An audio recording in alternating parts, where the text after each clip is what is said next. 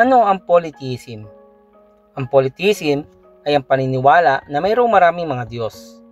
Kung hahatiin ang salita, ang poly ay nagmula sa salitang Griego para sa marami at theism mula sa salitang Griego para sa Diyos. Ang polytheism ay marahil ang nangingibabaw na theistic view sa kasaysayan ng tao. Ang pinakakilalang halimbawa ng polytheism noong sinaunang panahon ay ang Greek-Roman mythology, Zeus, Apollo, Aphrodite, Poseidon at iba pa. Ang pinakamalinaw na modernong halimbawa ng polytheism ay ang Hinduismo, na mayroong mahigit 300 milyong Diyos. Bagaman ang Hinduismo sa esensya ay panteistiko, ito ay may hawak sa mga paniniwala sa maraming Diyos.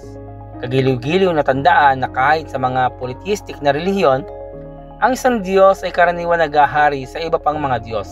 Halimbawa, Zeus sa Greek-Roman mythology at Brahman sa Hinduism. Ang ilan ay nangangatwira na ang Biblia ay nagtuturo ng polytheism sa Lumang Tipan. Totoo, maraming talata ang tumutukoy sa mga Diyos sa maramihan.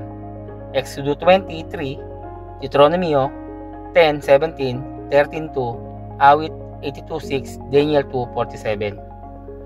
Lubos na naunawaan ng sinaunang Israel na iisa lamang ang tunay na Diyos.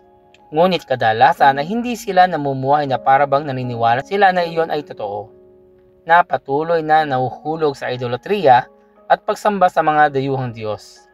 Kaya ano ang gagawin natin sa mga ito at sa iba pang mga sipi na nagsasalita ng maraming Diyos? Mahalagang tandaan na ang mga salitang Hebreyo na Elohim ay ginamit upang tumukoy sa iisang tunay na Diyos at sa mga huwad na Diyos-Diyosan. Ito ay gumagana halos kapareho sa salitang Ingles na God.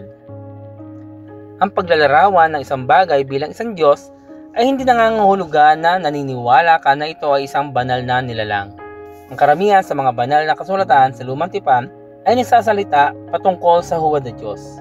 Yaong mga nagsasabing sila ay mga Diyos ngunit hindi. Ang konseptong ito ay buod sa Ikalawang Hari 19:18. Nagawa nilang sunugin ang mga Diyos ng mga bansang iyon sapagkat hindi naman talagang Diyos ang mga iyon, kundi mga kahoy at batong inanyuan ng mga tao. Pansinin ang Awit 82:6, ang sabi ko, kayo'y Diyos, anak ng kataas-taasan, ngunit tulad nitong tao, lahat kayo'y mamamatay. Tulad din ng prinsipe, papanaw ang inyong buhay. Ang Biblia ay malinaw na nagtuturo laban sa polytheism. Sinasabi sa atin ng Deuteronomio 6:4, pakinggan mo, O Israel, si Yahweh na ating Diyos ang tanging Yahweh. Sinasabi sa Awit 96:5, ang Diyos ng sanlibutan ay pawang mga Diyos-Diyosan. Si Yahweh lang ang may likha ng buong sangkalangitan.